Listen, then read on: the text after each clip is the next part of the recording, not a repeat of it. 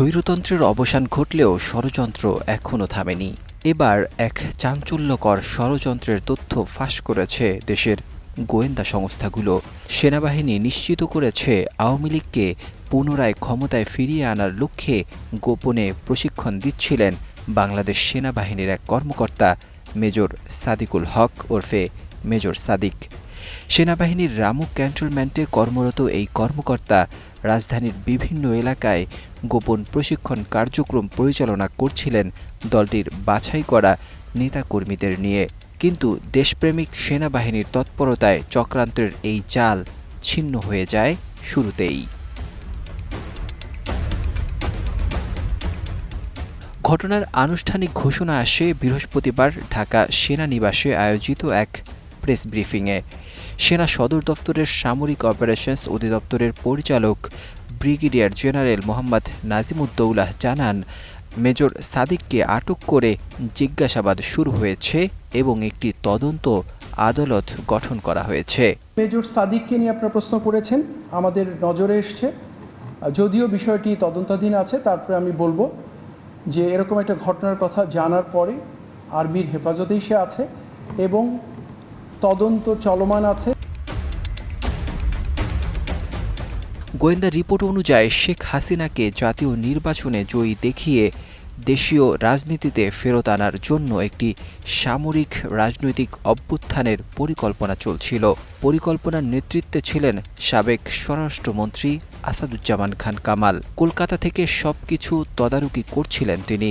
Major Sadiq এই ষড়যন্ত্রের মাঠ পর্যায়ের দায়িত্ব পালন করেন। ৮ জুলাই ভাটারার একটি কনভেনশন সেন্টারে ৪০০ জন নিষিদ্ধ আওয়ামী লীগ, যুবলীগ ও ছাত্রলীগের নেতাকর্মীকে গোপনে প্রশিক্ষণ দেওয়া হয়। অংশগ্রহণকারীরা টোকেনের মাধ্যমে নির্বাচিত হয় এবং পুরো কার্যক্রম চলে ছায়ার নিচে।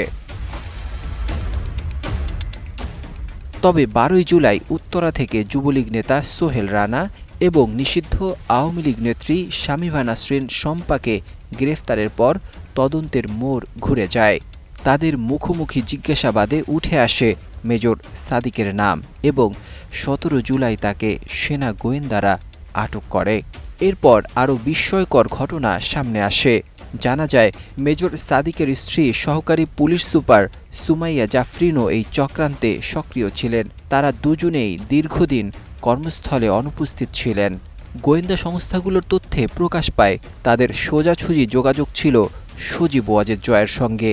এছাড়া এই ষড়যন্ত্রে জড়িত থাকার অভিযোগ উঠেছে পুলিশের সাবেক কমিশনার হাবিবুর রহমান, দিল্লিতে অবস্থানরত অতিরিক্ত আইজিপি মনিরুল ইসলাম এবং ডিজিএফআই এর সাবেক মহাপরিচালক অবসরপ্রাপ্ত লেফটেন্যান্ট জেনারেল মুজিবুর রহমানের বিরুদ্ধে। আইএসপিআরের দেওয়া এক প্রেস বিজ্ঞপ্তিতে জানানো হয়, প্রাথমিক তদন্তে অভিযোগের সত্যতা পাওয়া গেছে। তদন্ত শেষে আদালতের সুপারিশ অনুযায়ী ব্যবস্থা গ্রহণ করা হবে। এই ঘটনার জেরে দেশজুড়ে এখন পর্যন্ত আওয়ামী লীগ ও অঙ্গ সংগঠনের ২২ জন নেতাকর্মীকে গ্রেফতার করা হয়েছে। বিশ্লেষকদের মতে, গণতন্ত্র বিনাশী চক্র এখনও সক্রিয় এবং তাদের মূল লক্ষ্য হল যে কোনো মূল্যে রাষ্ট্রীয় ক্ষমতা পুনরুদ্ধার করে স্বৈরাচারী শেখ হাসিনার হাতে তুলে দেয়া। ডেস্ক রিপোর্ট, ২১শে টেলিভিশন।